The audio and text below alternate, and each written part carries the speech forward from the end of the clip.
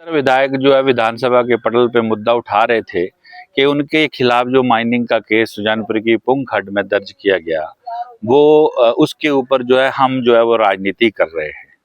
तो अब आपको भी मालूम है, सबको मालूम है कि जब वो रेड पड़ी, वो तो पूरे हिमाचल प्रदेश के अंदर माइनिंग के खिलाफ जो चल रहा था उनके ऊपर भी रेड पड़ी, तो उसके नेक्स्ट डे प्रेस कॉन्फ्रेंस करके राजनीति शुरू किसने करी? उन्होंने शुरू करी। हमने तो एक बार भी एक भी शब्द नहीं कहा।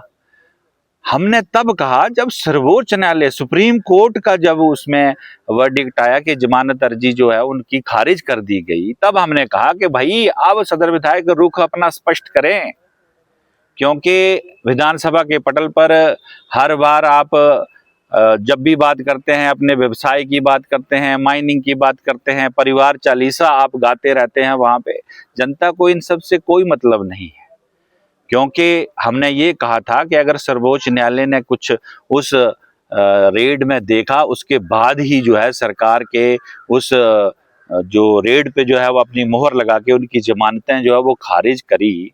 हमने तो कहा था चलो ये बहुत दुर्भाग्यपूर्ण हुआ, क्योंकि करा किसी ने है, भुगत परिवार के सदस्य रहे। हमने तो कहा था उस समय भी, और साथ में विधायक जी कह रहे थे कि हम उस पर राजनीति कर रहे हैं, साथ में हमें कह रहे थे कि हमने नाक कटवा दी।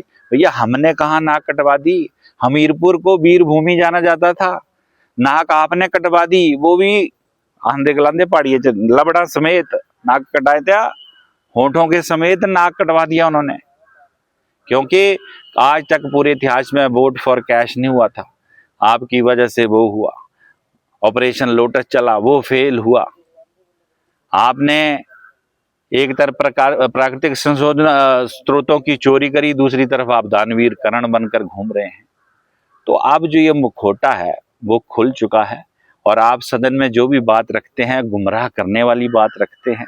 तो ये गुमराह करने वाली राजनीति आप छोड़ दीजिए, क्योंकि इस तरह की राजनीति जो है वो हिमाचल प्रदेश में नहीं है। आप ये जो यूपी बिहार वाली राजनीति यहाँ लाना चाहते हैं वो गलत है। आप अधिकारियों को विधानसभा के पटल पे डरा रहे हैं, वो बहुत गलत है।